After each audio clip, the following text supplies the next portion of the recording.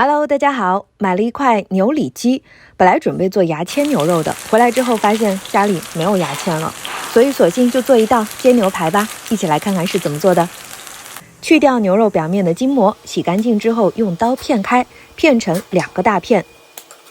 再将大片切成2块牛排，用刀面拍一拍牛排，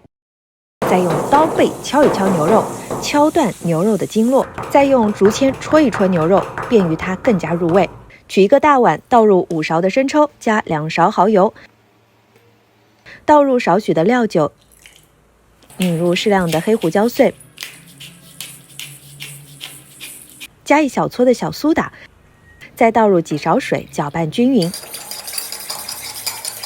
最后加半勺淀粉搅匀。其实我忘记加洋葱了，切点洋葱放料汁里面会更好吃的。把敲好的牛排放入料汁当中浸泡3个小时以上，浸泡的过程当中要记得多给牛排翻一翻面。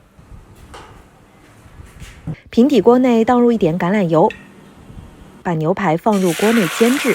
煎到牛排没有血水，表面微焦就可以出锅了，牛肉一点都不柴。